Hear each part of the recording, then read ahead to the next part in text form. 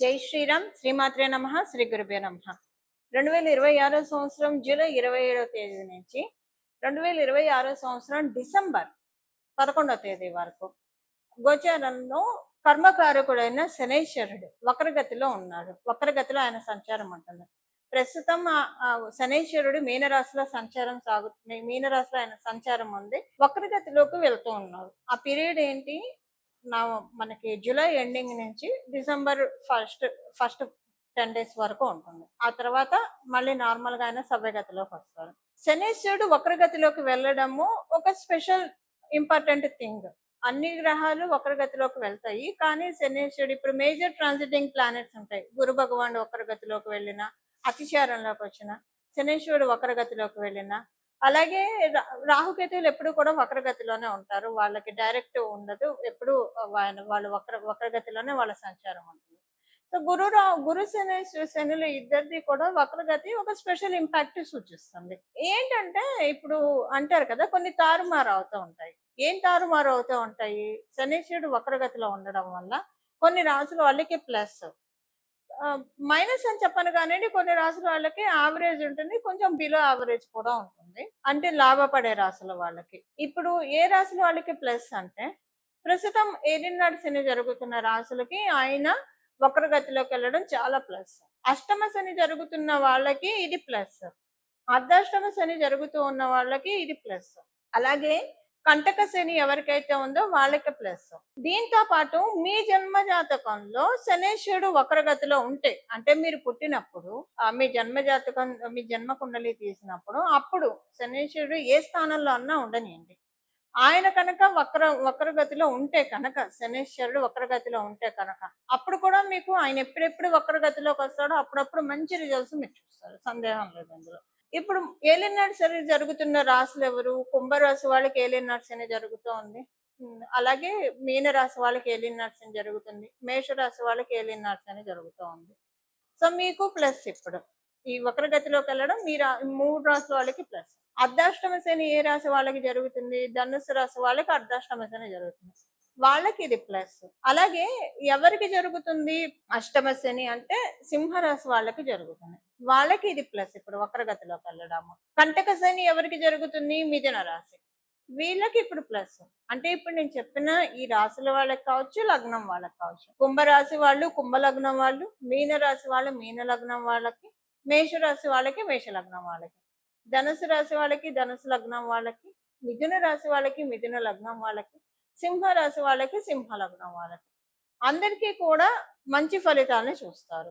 ఇప్పుడు ఎవరికి కొంచెము అంటే బిలో యావరేజ్ ఉంటుంది ఓవరాల్ గా మనం చూస్తే, బిలో యావరేజ్ గా ఉండేది తులారాశి వాళ్ళకి, అలాగే వృషభ రాశి వాళ్ళకి, మకర రాశి వాళ్ళకి. తులారాశి వాళ్ళకి షష్ఠ స్థానంలో ఉన్నారు. So bad impact, negative impact ఉండకపోయినా కొంచెం పాజిటివ్ ఇంపాక్ట్స్ తగ్గుతాయి, అందుకని బిలో యావరేజ్. మకర రాశి వాళ్ళకి. తులారాశి వాళ్ళకి మీకు షష్ఠ స్థానంలో ఎప్పుడైనా శనీశ్వరుడు తృతీయ స్థానం, షష్ఠ స్థానం, లాభస్థానంలో బాగా యోగ ఫలితాన్ని ఇస్తాడు. మీకు షష్ఠ స్థానం, తులారాశి వాళ్ళకి షష్ఠ స్థానం అవ్వడం వల్ల ఇది కొంచెం ఇప్పటిదాకా శనీశ్వరుడు మంచి ఫలితాన్ని ఇచ్చినా ఇప్పుడు ఆయన మంచి ఫలితాన్ని ఇవ్వలేకపోతాడు, కొంత తగ్గుతుంది ఇంపాక్ట్. మకర రాశి వాళ్ళకి మీకు తృతీయ స్థానంలో ఆయన సంచారం జరుగుతుంది. సో అది మంచిదే యాక్చువల్గా అయితే. కాకపోతే ఇప్పుడు దాని ఫలితాన్ని తగ్గిస్తాడు. అంటే ఏ విషయంలో తగ్గిస్తాడు?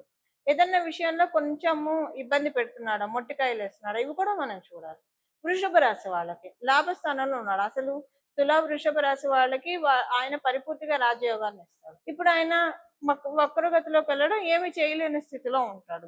ఇప్పుడు ద్వాదశ రాశుల వాళ్ళకి, ద్వాదశ లగ్నాల వాళ్ళకి బ్రీఫ్ గా ఇలా ఉంటుందండి. ఒక్కొక్క రాశి వాళ్ళకి మీ రాశిని అనుసరించి, అలాగే మీ లగ్నాన్ని అనుసరించి ఏమేమి ఫలితాలు ఉంటాయి, అలాగే ఒకవేళ నెగిటివ్ ఇంపాక్ట్ ఉంటే దాని నుంచి ఎలా బయటపడాలి, పాజిటివ్ ఇంపాక్ట్స్ ఉంటే దాన్ని పెంచుకోవడానికి ఇంకా ఏం చేయగలుగుతాము, ఇవన్నీ కూడా మనం ఇప్పుడు చూద్దాము. ప్రతి ఒక్క రాశి వాళ్ళకి కూడా విడివిడిగా చూద్దాం. ఇప్పుడు ఇంకొక స్పెషల్ సిగ్నిఫికెన్స్ ఏంటంటే, గురు భగవానుడు కర్కాటక రాశిలో ఉంటూ, ఆయనకి ఉచ్చ రాశి అయిన కర్కాటక రాశిలో ఉంటూ శనేశ్వరుడిని నవమ దృష్టితో చూస్తూ ఉన్నాడు.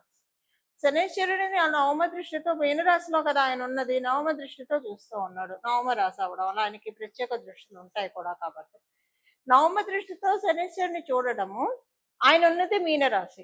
మీనరాశికి అధిపతి కూడా గురు భగవానుడే. ఇది ఒక స్పెషల్ ఇంపాక్ట్ చూపిస్తూ ఉంది. ఇప్పుడు ఏ ఏ రాశుల వాళ్ళకి ఎలాంటి ఫలితాలు ఉంటాయి అన్నది ఇప్పుడు మనం చూద్దాము. అయితే ఇందులో ఏవైనా పాయింట్స్ నేను చెప్తూ ఉంటాను. 1, 2 పాయింట్స్ ఆల్రెడీ మీకు ఈ 2 ఇయర్స్‌లో జరిగినవి కూడా ఉండొచ్చు. ఇన్ కేస్ బ్యాడ్ నా ఉద్దేశం. ఒకవేళ బ్యాడ్ పాయింట్స్ ఏదైనా రాశి వాళ్ళకుంటే అది ఆల్రెడీ 2 ఇయర్స్‌లో జరిగితే ఇంక ఇప్పుడు జరగదు. అదొకటి మీరు ముందే నోట్ చేసి పెట్టుకోండి. ఇప్పుడు ప్రతి ఒక్క రాశి వాళ్ళకి ఏ ఏ ఫలితాలు ఉంటాయో మనం చూద్దాం. మళ్ళీ అదే గుడ్ అయితే మళ్ళీ జరుగుతుంది. ఇప్పుడు నేను చెప్పాను కదా! బ్యాడ్ అయితే ఆల్రెడీ 2 ఇయర్స్‌లో జరిగి ఉంటే ఇంకా జరగదు. మళ్ళీ రిపీట్ అవ్వదు. ఒకవేళ గుడ్ అనుకోండి జరిగినా మళ్ళీ జరుగుతుంది. అది ఇక్కడ ఇంపాక్ట్. వక్రగతి యొక్క ఫలితమే అది. ఇప్పుడు ప్రతి ఒక్క రాశి వాళ్ళకి ఎలా ఉంటుందో విడివిడిగా మనం చూద్దాం. మకర రాశి, మకర లగ్నంలో పుట్టిన వాళ్ళకి ఇది మీకు అనుకూలం కాదు. ఎందుకంటే తృతీయ స్థానంలో శనీశ్వరుడు మీకు మంచి ఫలితాలను ఇచ్చాడు ఇన్నాళ్ళు. ఇప్పుడు అనుకూలం కాదు. అయితే ఆయన రిట్రోగ్రేట్ అవ్వడం కాకపోతే ఆయన కుంభరాశి వైపుకే రిట్రోగ్రేట్ అవుతున్నాడు కాబట్టి ఫైనాన్సెస్ విషయంలో చాలా స్ట్రాంగ్ గా ఉంటుంది. ఫస్ట్ థింగ్ ప్రతికూలం అయితే కాదు. మీకు అనుకూలం కాకపోయినా ప్రతికూలం అయితే కాదు. మీకు ఇది శనీశ్వరుడు వక్రగతి ప్రతికూలం కాదు.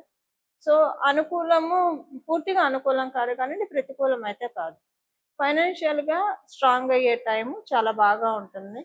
అలాగే మీకు ఏదన్నా ఒక డబ్బుల విషయంలో ఏదన్నా ఇబ్బందులు ఉంటాయి, ఆర్థికంగా ఏమైనా ఇబ్బందులు ఉంటాయి, అవన్నీ తొలగిపోయే టైం. కొంత ఆర్థికంగా ఊరట భరోసా చేకూర్చే సమయం ఇది. ఎవరితోటైనా మీకు ఇబ్బందులు ఉంటాయి, ఇష్యూస్ ఉంటాయి, అవన్నీ కూడా ఆటోమేటిక్గా సర్దుమణుగుతుంది. ఒక రకమైన శాంతియుతమైన వాతావరణాన్ని మీరు ఇప్పుడు చూస్తారు. అనుకుంటారు మీరు, అమ్మయ్య ఇదే హాయిగా ఉంది, ఇలానే కంటిన్యూ అయితే బాగుండు, ఏ గోళ లేకుండా అని మీరు అనుకుంటారు. అలా ఒక శాంతియుతమైన అట్మాస్ఫియర్ మీ చుట్టూ క్రియేట్ అవుతుంది. అసలు చాలా కాలం తర్వాత మీకు అనిపిస్తుంది చాలా ప్రశాంతంగా ఉన్నానని మీరు అనుకుంటారు. అలాంటిది ఇప్పుడు మీరు చూడబోతున్నారు. ఈ 4 నెలల్లో మీరు చూస్తారు. అలాగే మీకు ఒక అదృష్టం తలుపు తడుతుంది. మంచి ఆపర్చునిటీ ఒకటి జనరేట్ అవుతుంది. అది మీరు నిస్సందేహంగా తీసుకోవచ్చు. బాగుంటుంది. దానివల్ల మీకు కలిసొస్తుంది.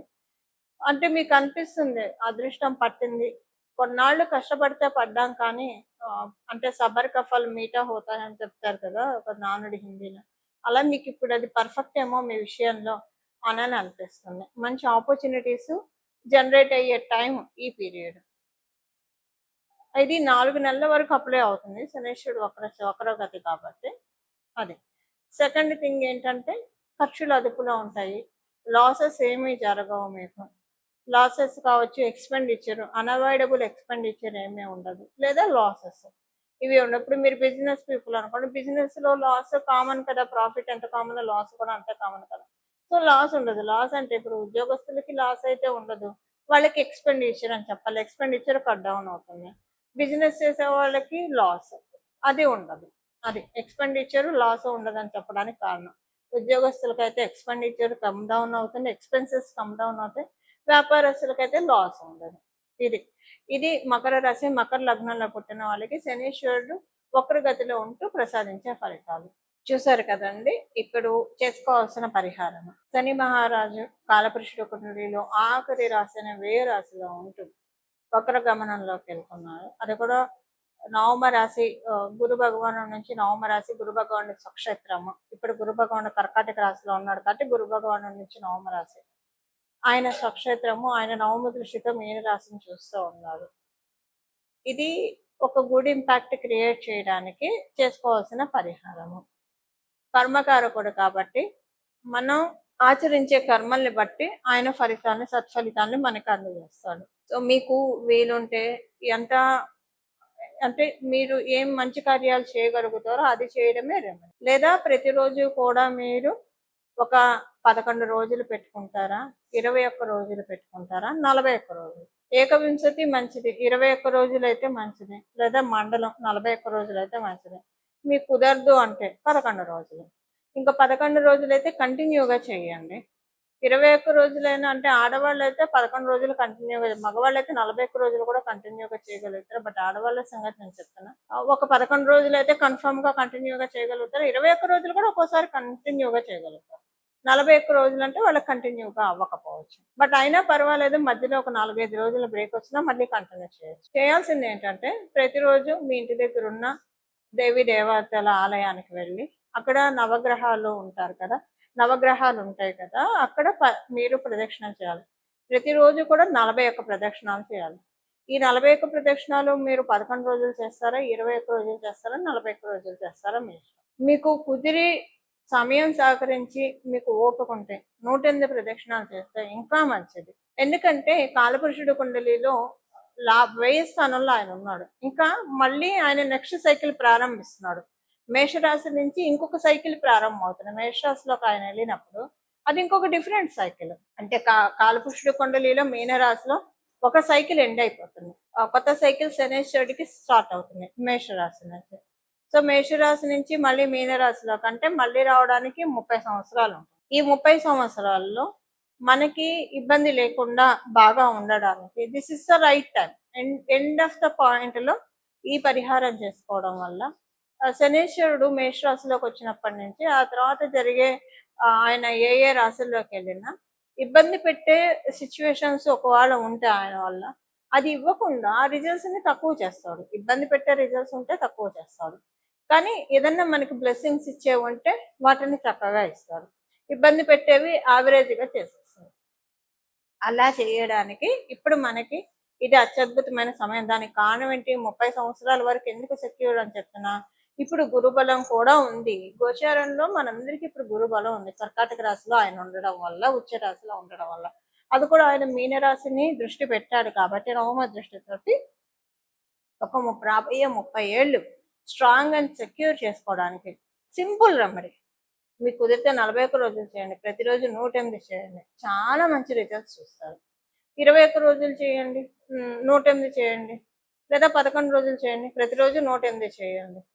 లేదా 41 ప్రదక్షిణాలు చేయండి. మీరు ఎంత ఎక్కువ ప్రదక్షిణాలు చేస్తే అంత మంచి ఫలితాలను మీరు తీసుకోగలుగుతారు. మీకు ఆరోగ్యం సహకరించట్లేదు, 3 ప్రదక్షిణాలు అయినా చేయొచ్చు.